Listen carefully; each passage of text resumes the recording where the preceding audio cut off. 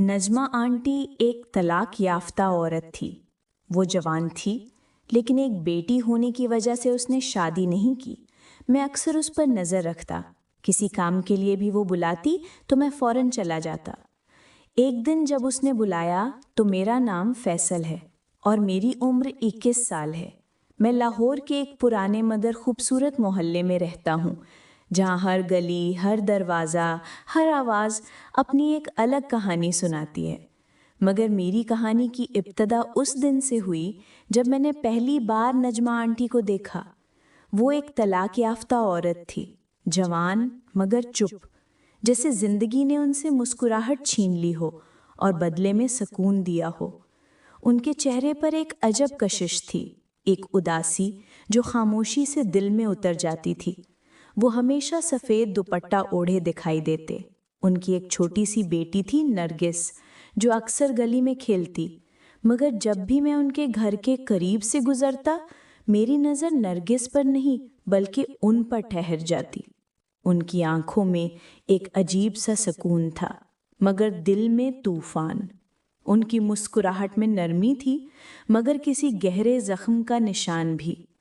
میں اکثر خود کو سمجھاتا کہ یہ صرف ہمدردی ہے، مگر ہر گزرتے دن کے ساتھ یہ احساس ہمدردی سے بڑھ کر کچھ اور بننے لگا۔ میں نے ان کے گھر کے کاموں میں مدد کرنا شروع کر دی۔ کبھی وہ بلاتے تو میں فوراً چلا جاتا، کبھی پنکھا ٹھیک کرنا، کبھی بازار سے سبزی لانا اور کبھی بس ان کی آواز سننے کے بہانے جانا۔ وہ ہمیشہ مجھے دعائیں دیتے اور کہتے، فیصل بیٹا تم بہت نیک ہو، تم جیسے آج کل کم ملتے ہیں۔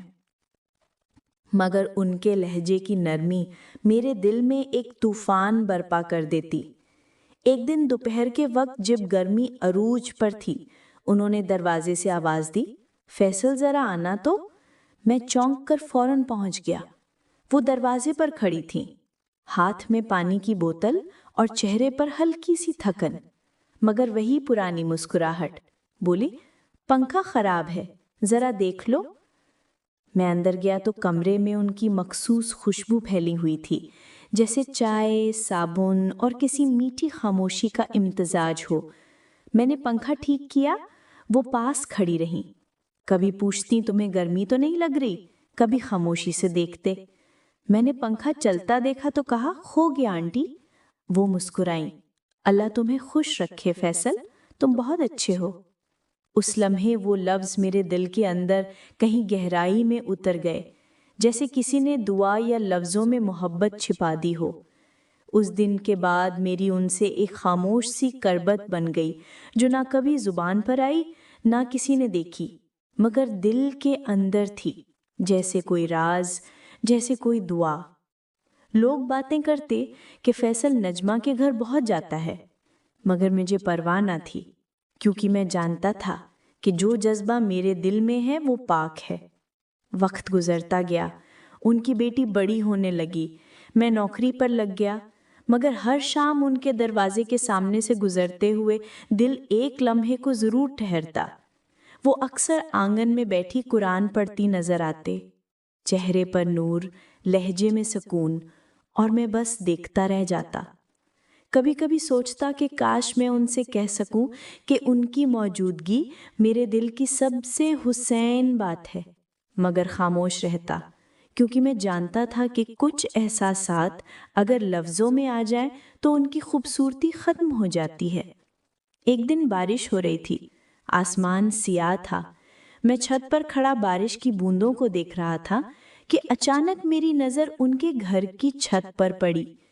وہ وہاں کھڑی تھیں، بارش میں بھیگ، آنکھیں آسمان کی طرف، جیسے کسی سے بات کر رہی ہوں۔ اس لمحے دل چاہا کہ جا کر کہہ دوں، نجمہ آنٹی، آپ میری زندگی کا وہ سکون ہے جس کی میں نے کبھی تمنا نہیں کی تھی، مگر ہمیشہ چاہا ہے۔ مگر میں کچھ نہ کہہ سکا، کیونکہ محبت بعض اوقات خاموشی سے زیادہ خوبصورت ہوتی ہے۔ اگلے دن وہ بیمار پڑ گئیں۔ میں دوا لے کر ان کے گھر گیا۔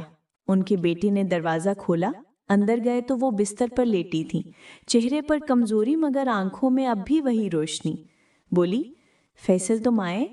تم ہمیشہ آ جاتے ہو نا؟ میں نے مسکرا کر کہا جی آنٹی، آپ ٹھیک ہو جائیں گی، میں ہوں نا۔ وہ آہستہ سے بولے فیصل، کبھی کبھی اللہ کسی کو سکون دینے کے لیے بھیجتا ہے، تم میرے لیے وہ سکون ہو۔ ان کی آنکھوں میں آنسو تھے، میرے دل میں طوفان۔ میں نے ان کے ہاتھ پر ہاتھ رکھا، کچھ نہ کہا، بس دل میں دعا کی کہ اللہ ان کے ہر دکھ کو سمیٹ لے۔